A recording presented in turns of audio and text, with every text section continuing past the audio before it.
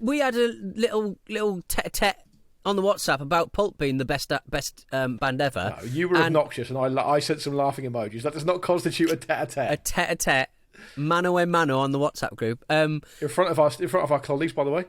What's wrong with that? I'm just saying. I'm just posted giving a picture of people Jarvis Cocker playing Rolf Harris. He looked like Rolf Harris. Why did that picture you shared of Jarvis Cocker look so much like Rolf Harris? Because he was playing Rolf Harris in that show, wasn't he? He was singing Two Little Boys. I had no idea that happened. Oh, yeah, he did. Yeah, Stars in Their Eyes. He came out and he sang Two Little Boys dressed as Rolf Harris. So, would you think that was a big departure from Jarvis Cocker's normal life to play Rolf Harris in that way? Yes, I would. Okay. Yeah, I would. But I mean, he's a performer, isn't he? He's a born performer, and you'll never get anything on him. That's all I'm saying. So I want to give people the full picture here. So there was a kind of adjacent conversation happening in the Team Stack WhatsApp group. Someone mentioned something about music and about Sheffield. And I think it was because the Arctic Monkeys cancelled the show because Alex Jones got laryngitis. Yeah. And so we were talking about that. And then someone talked about Sheffield bands, and then you piped up. I thought actually what was quite interesting was the whole thing was quite a role reversal between you and I. Because you came in with a massive tout, which is like me. Right. And then I laughed at you, which would normally be the other way around. That's fair. You just came straight in, two-footed, and went, best 4th, 5th and 6th albums in rock history. I left the chat again. I think so. I'm always in the chat. I mean, me not being there, it's just I'm not posting. It doesn't make any sense. I would say that, I mean, there can't be that many bands who hit their stride 4 albums in. Yeah, there must be. There are. Really?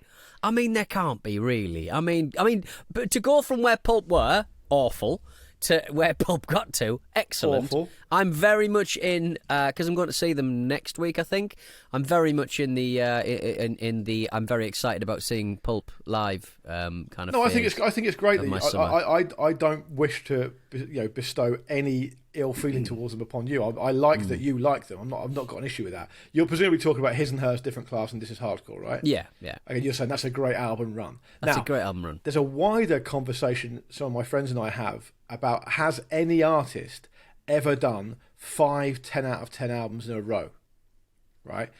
And that's so rare. I don't think anyone's even done I think 4. it might be non-existent. Now, a lot is very subjective. I don't think there is an artist out there that has done 5 10 out of 10 albums in a row, and instantly you're thinking, okay, what about the Beatles? I don't even think the Beatles have done it, and I don't think Bob Dylan's done it, and I don't think David Bowie's done it, and I don't think Neil Young's done it either. It might be something mad like, but it's 10 out of 10 for them though, isn't it? It's 5 out of 5, 10 out of 10 albums for them. But if you look at the Beatles as an example, if you go through what would be generally considered to be their golden period, from kind of 1965-ish to whatever, they did Rubber Soul, fine. People would say that the following albums are 10 out of 10s. Rubber Soul, Revolver, Sgt. Pepper's. Magical Mystery Tour isn't a 10 out of 10 album. No. And that's where the road stops.